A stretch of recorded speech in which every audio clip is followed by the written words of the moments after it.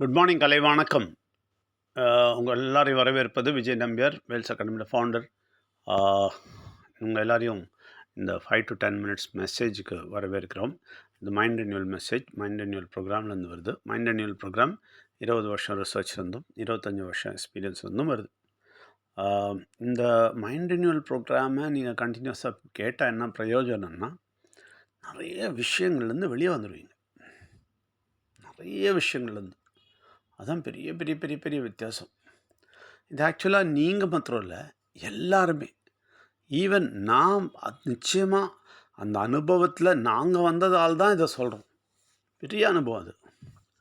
அந்த அனுபவம் அந்த அனுபவம் மாத்திரம் கிடைச்சிட்டால அப்புறம் நம்ம நினைப்போம், எவ்வளோ பெரிய தப்பு பண்ணோம் இவ்வளோ நாள் இதை செய்யாமல்.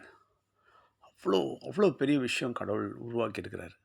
இதை தெரிந்து இதை புரிந்து உள்ளே வந்து நீங்கள் முன்னேற போகும்போது உங்கள் வாழ்க்கையில் ஒரு பெரிய வெற்றி அடைவீங்க. அப்போ தான் உங்களுக்கு இதை பற்றி தெரியும். அப்போ தான் நீங்கள் நன்றி சொல்லுவீங்க. உண்மையாக சொல்கிறேன், தொடக்கத்தில் தெரியாது. தொடர்ந்து கேளுங்க. ஒரு 6 மாதம் பல்ல கடித்து ரெகுலராக கேளுங்க. அதுக்கப்புறம் பழக்கம் ஆகிடும். அதுக்கப்புறம் இன்ட்ரெஸ்ட் வந்துடும். அதுக்கப்புறம் துடிப்பு வரும்.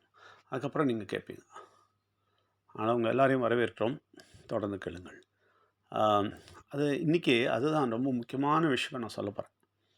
இந்த உலகத்தில் ரொம்ப ரொம்ப கஷ்டமான விஷயம் அது என்ன தெரியுமா? ரொம்ப கஷ்டமான விஷயம். இந்த உலகத்தில் ஆக்சுவலாக நம்ம இந்த உலகத்தில் வாழும்போது இந்த சரீரம் இருக்குல்ல, நிறைய வெறி கொண்டது. அது யார் மேலேயும் மிஸ்டேக் கிடையாது, யாரும் தப்பும் கிடையாது. இந்த சரீரம் அப்படிப்பட்டது தான். நிறைய நிறைய நிறைய நிறைய நிறைய வெறிகள் இருக்குது. வெறிகளுக்கு கணக்கே கிடையாது. எக்கச்சக்கமான வெறிகள் இருக்குது. நிறைய பேர் அதை எக்ஸ்போஸ் பண்ண மாட்டாங்க, வெளியே தெரியாது, அடக்கமாக வச்சுருப்பாங்க. ஆனால் அந்த வெறிகள் நிச்சயமாக வேலை செய்யுது. மனிதர்களுக்குள்ளே, அந்த சரீரத்துக்குள்ளே வேலை செஞ்சிட்ருக்கு. இது இதுலேருந்து எப்படி விடுபடுறதுன்னு நிறைய பேருக்கு தலை சுற்றிட்டு இருக்கும். என்ன பண்ணுறதுன்னு தெரியாமல் இருப்பாங்க. உண்மையாக சொல்கிறேன், என்ன பண்ணுறது, யார்கிட்ட சொல்கிறது? யார்கிட்டையும் சொல்லவும் முடியாது. புரியுதுங்களா? சொன்னால் பிரச்சனை ஆகிடும். இவங்க வெளியில் சொல்லவும் முடியாது. என்ன சொல்லுவாங்க, மெல்லவும் முடியாது, முழுங்க முடியாதுன்னு சொல்லுவாங்களே, அந்த கதி. அதிலிருந்து ஒரு விடுதலை வேணும்னா, பர்சனலாக ஒரு விடுதலை வேணும்னா, அதுக்கு ஒரே ஒரு வழி, உண்மையாகவே சொல்கிறேன், இந்த உண்மையான இந்த ஆன்மீகத்தை தெரிந்து கொள்ள வேண்டும். இந்த உண்மையான ஆன்மீகம் என்னென்னா, இந்த கடவுளானவர், பிள்ளையானவர், உயிரானவர். இது இது இந்த 3 கான்செப்ட் இருக்குல்ல, ரொம்ப பவர்ஃபுல்லுங்க. இதை நீங்கள் தெளிவாக தெரிஞ்சுக்கிட்டிங்கன்னா, தெளிவாக தெரியணும், அதுதான் ரொம்ப முக்கியம். சும்மா தெரிஞ்சு போச்சுன்னு சொல்லு பிரயோஜனம் கிடையாது. தெளிவாக தெரியணும், ஆழமாக தெரியணும், உள்ளே போய் புரிஞ்சுக்கணும். தெரிந்து புரிந்து அதில் குனிந்து அதில் மூழ்கி எழுந்தீங்கன்னு வச்சுங்களேன், இவ்வளோ பெரிய அதிசயத்தை உங்கள் வாழ்க்கையில் பார்ப்பீங்க. இவ்வளோ பெரிய அதிசயத்தை பார்ப்பீங்க. தாங்கவே முடியாது உங்களால். இது என்னால் இது வரைக்கும் செய்யவே முடியலையே, என்னால் இது முடிஞ்சதேன்னு அதிசயப்படுவீங்க. வாழ்க்கையில் இது வரைக்கும் யார் காட்டலாமோ போய் சொல்லலான்னு நினைக்கிறேன், சொல்லவும் முடியல. ஏன்னா நிறைய பேர்கிட்ட நீங்கள் இந்த இந்த இந்த வீக்னஸ்லாம் போய் சொன்னீங்கன்னு வச்சுங்களேன், அப்புறமா ரொம்ப நாள் கழிச்சு பிளாக்மெயில் பண்ண தொடங்கிடுவாங்க. பெரிய பிரச்சனை அது. ஒரு ஆளை கூட நம்ம மூக்கில் சுவாசம் இருக்கிற ஒருத்தரை கூட நம்ம முடியாது. இந்த இடத்துல தான் கடவுள் கை கொடுப்பார். அதனால தான் அவர் அந்த சிஸ்டத்தை கொண்டு வந்தார். கடவுளானவர், பிள்ளையானவர், உயிரானவர். ஒன்று நான் சொல்கிறேன், ரொம்ப தெளிவாக சொல்கிறேன். கடவுள் அங்கேருந்து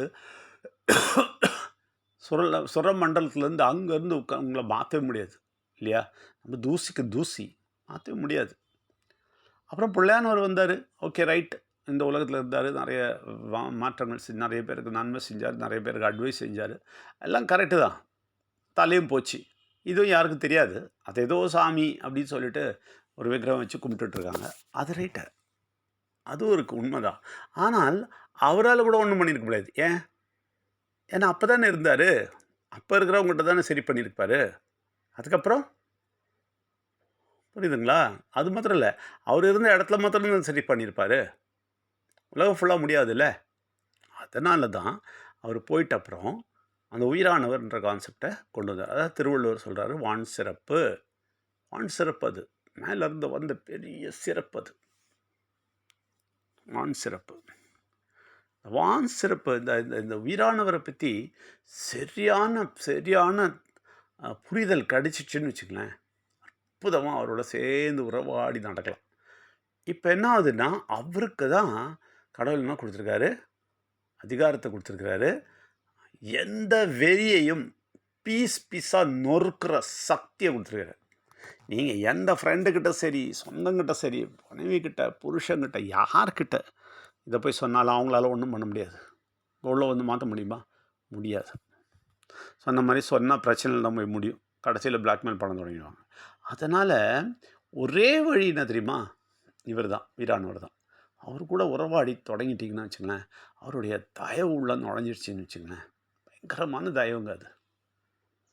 அவர் என்ன பண்ணுவார் தெரியுமா? முதல்ல உங்கள நெறைய விதத்தில அப்படியே சரி பண்ண பார்ப்பாரு. ஒண்ணும் முடியலன்னா, கடைசியில ஒரு ஒரு கைய எடுத்துருவாரு. கெட்ட சக்திய வச்சு பனிஷ்மென்ட்டும் குடுக்க வைப்பாரு. அப்பவும் சரியாவலன்னா, ஒண்ணும் பண்ண முடியாது. ஆனால் ஆனால் அவருடைய தயவு நம்ம டைட்டா புடிச்சோம்னா, கம்ப்ளீட்டா கம்ப்ளீட்டா விடுதல வந்துரும். பாருங்க நெறைய பேருக்கு நெறைய வெறி இருக்கு. மத வெறி இருக்கு, பண வெறி இருக்கு, பெண் வெறி இருக்கு. நெறைய பேருக்கு பொறாம வெறி இருக்கு. அது கூட ஒரு வெறி தான். புரியுதுங்களா? பல வெறிகள் இருக்கு. நம்ம சரீரத்தில அது ஆட்டோமேட்டிக் வர்றது.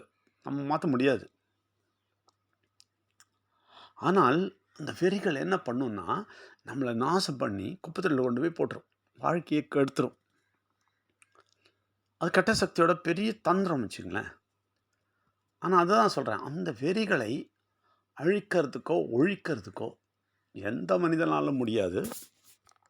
எந்த கவுன்சிலராலயும் முடியாது. எந்த கவுன்சிலிங் நீங்க போனாலும் சரி, எங்கேயும் நடக்காது.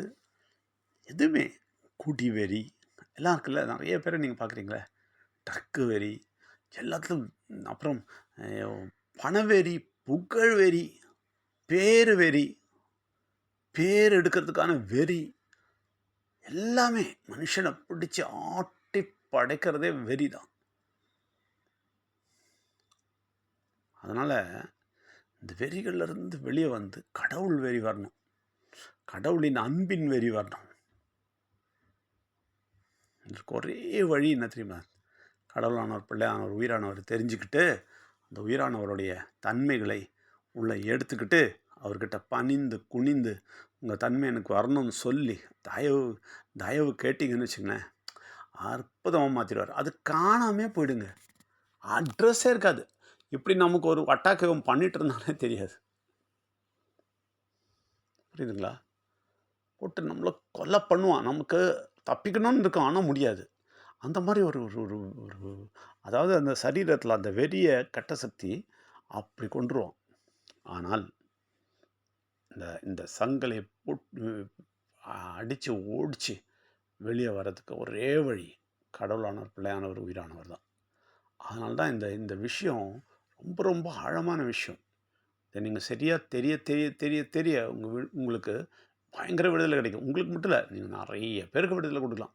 நெறைய பேருக்கு இத சொல்லிக் குடுத்து விடுதலை குடுக்கலாம். அதனால தான் இந்த மெசேஜ் எல்லாம் ஃபார்வர்ட் பண்ணுங்க. நெறைய பேருக்கு சொல்லுங்க. நெறைய பேர் காப்பாற்றப்படட்டும். ஃபர்ஸ்ட்ல நீங்க காப்பாற்றப்படுங்க. காப்பாற்றப்படணும். காப்பாற்றப்படணும் ஆக்சுவலா மாட்டிக்கிட்டு இருக்கோம். புரியுதுங்களா? சொத்து வெறி. என்னெல்லாம் வெறி இருக்கு தெரியுமா? எண்ணி, எண்ணி, எண்ணி சொல்லலாம். எல்லாத்துலேருந்தும் வெளிய வந்தா தான் நமக்கு அழகான, நிம்மதியான, சந்தோஷமான, வியாதி இல்லாத, அற்புதமான மனதுடன் கூடிய வாழ்க்கை கிடைக்கும். இதுக்கு உங்க எல்லாரையும் வரவேற்கிறேன். நன்றி, வணக்கம்.